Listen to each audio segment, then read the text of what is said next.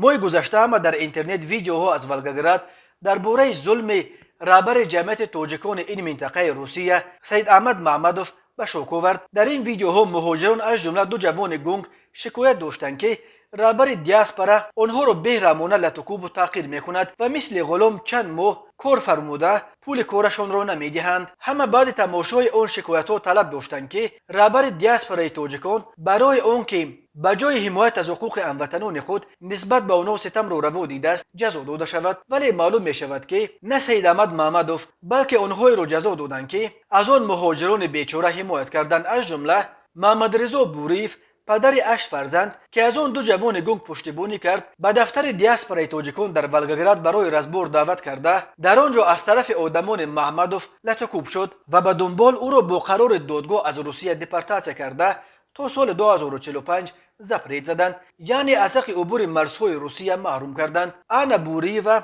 زوده ولگگراد که از این شوهر توجکش 8 فرزند به دنیا آورده است به نشریه محلی بلکنوت ولگگراد نقل کرد که مقامات آشکار نکردند که برای چه شوهر او را برای 23 سال از حق آمدن به روسیه محروم کرده 8 فرزند او را عملا به مهلت 23 سال زنده یتیم کردند. آنا گفت دادگاه تقدیر شوهرش را در بین همگی 5 دقیقه حل کرد و آنها را حتی امکان حرف زدن نداد. محمد رضا بوریف سال تولدش 1980 در اوایل سالهای 2000 به ولگگراد آمده با آنا خانه دار شد و هر دو صاحب 8 فرزند شدند. آنا میگوید در بدر اداره های زیاد گشت تا بود و باش شوهرش را به دلیل 8 فرزند داشتن آنها قانونی کند، ولی هیهات او را برعکس اخراج کردند و تا سال 2045 زپریت زدند. آخر حتی برای کشتار در روسیه 23 سال نمیدیند. شوهر من کسی رو نکشته است، یگانه گناهش این بود که به کسی خلل رساند یا پیش روی کسی رو گرفت. او گفت سبب از پدر محروم شدن فرزندان او مناقشه در جمعیت توجکان ولگگراد شد.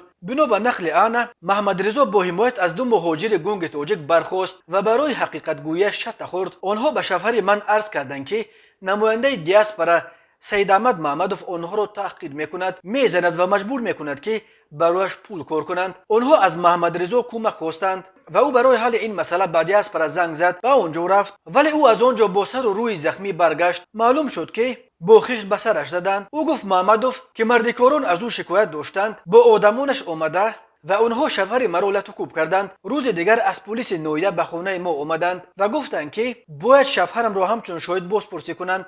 نقل میکند آنا، ولی در پلیس معلوم شد که محمد رضا شناسنامه روسی ندارد و مهلت ثبت نامش گذشته است. به بالا این معلوم شده است که فیسبوک هنوز سال 2015 بود و باش محمد رضا را به کدام دلیل اعلام نشده ناخواهم دانسته است. آنا میگوید دادگاه قبلا به دلیل سرفرزند بودن آنها از صدور حکم اخراج شوهرش استحاله میکردند، ولی این نوبت به قرار رسیدند که او را از روسیه پیش کنند و تا سال 2045 دیگر راهش ندهند.